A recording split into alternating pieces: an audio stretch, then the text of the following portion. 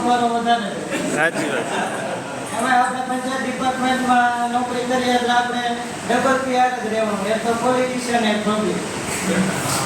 સાચી. બે પાસે એક વસ્તુ કોમન કે એમની પાસે મગજ સિવાય બધું હોય.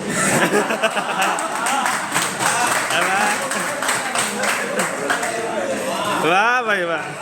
બાકી કોઈ પણ તમે ડિપાર્ટમેન્ટમાં નોકરી કરતા હોય, રેવન્યુમાં કે XYZ કોઈ પણ, એમાં તમારા પબ્લિક ડિલિંગ ઓછી રહે અને પોલિટિશિયન આને બહુ કઈ લેવા દેવાનો હોય. અને બીજા ડિપાર્ટમેન્ટ વાળા તો જવાબ નથી. જે ખબર પબ્લિક આપણી પાસે એટલી બધી અપેક્ષા પંચાયત વાળા અમને જવાબ દે. આપણે ટીડીઓ આઝાદ ન હોય તો એમ કે ટીડીઓ ક્યાં છે. રેવન્યુ વાળામાં મામલતદાર કચેરી જેમ કોઈ એમ નથી કહેતું કે મામલતદાર ક્યાં છે. સાચી વાત. કલાક જઈ રહે. આપણે 5 મિનિટ બેહાડા હોય તો ન ફાવે. બરાબર. અને મારી પાસે તો દાખલાનું ટેબલ છે એટલે મારે પબ્લિક ડિલિંગ જ વધારે પડે.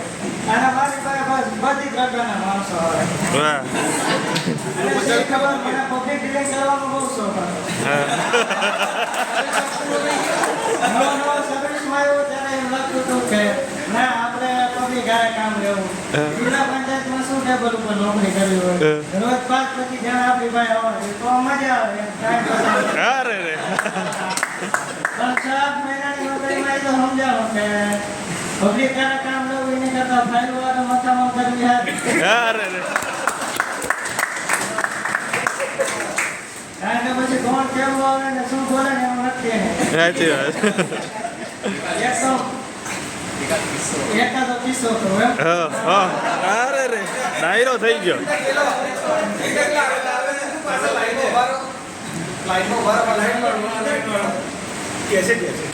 કિસ્સો કે 50 રૂપિયા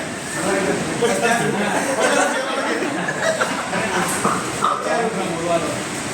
50 રૂપિયા વાળો. એક દિવસ એક વૃદ્ધ આવ્યા હતા મારી પાસે. એમને જાતિનો દાખલો કઢાવવાનો. 60 વર્ષની ઉંમર હશે. દાખલો તો એમનો નહોતો કઢાવવાનો, એને કોતરીનો કઢાવવાનો હતો. એડમિશનનું આવતું હતું એટલે રોજ 100-150 રજાઓ મારી પાસે આવે. કારણ કે બધાને એડમિશન ઉતાવળ હોય અને જ્યારે જરૂર પડે ત્યારે જ ભાગે. છેલ્લે એમ કે સાહેબ આજ છેલ્લો દિવસ છે. મેં કીધું આ સુધી ક્યાં ગયા? તો કે આ સુધી ખબર નહોતી, હવે ખબર પડી, હવે કાઢી. અને એક જ દિવસમાં કાઢી. કે અમારા ટીડીઓ એ વખતે મિટિંગોમાં એમાં રહેતા હતા. એક 2 કાર્યક્રમો હતા.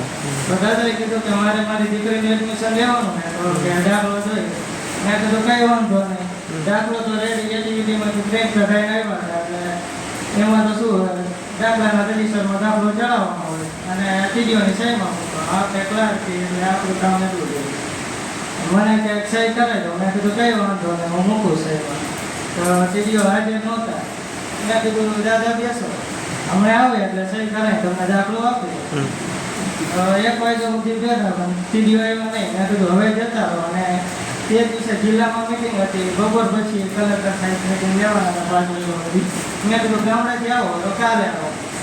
તો બીજો દિવસ આવ્યો. હું 10 વાગે ઓફિસે ગયો અને જેવો પહોંચ્યો ને તરત બહાર બેઠા હતા. મને કે સાહેબ કે મારો દાખલો થઈ ગયો?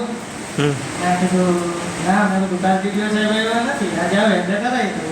કંઈ વાંધો નહીં, એમાં શું હતું. તો તે દિવસે મેં પૂછ્યું સાહેબમાં. મેં કીધું આજે આવવાના મેડમ? મેડમનું તો બહુ નક્કી નહીં, આજે મિટિંગ છે. મેં દાદાને કીધું, મેં કીધું દાદા રાહ જોવાનો કંઈ મતલબ નથી, કારણ કે ટીડીઓ બપોર સુધી તો આવશે નહીં. એ કે મારે આજને આજ દાખલો જોઈએ. વાત તમારી સાચી, પણ એની સહી વગર તો દાખલો થાય નહીં. તો મને કે વાત કહું. મેં કીધું બોલો.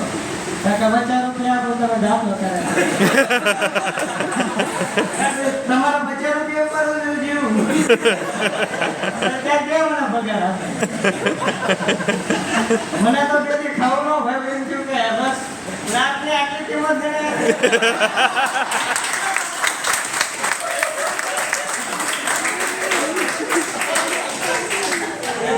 બધા દાદા મારા મૂકવા છે.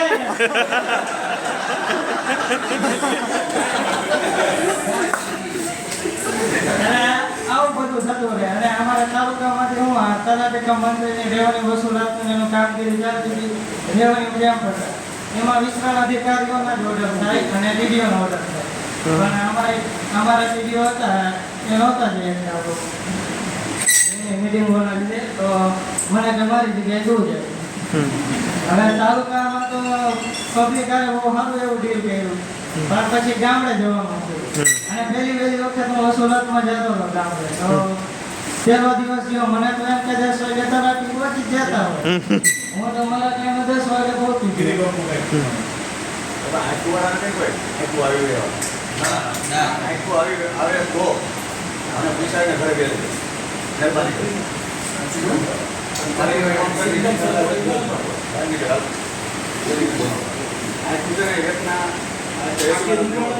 અમારા ભગવાન આવી ગયેલું 100 લાખ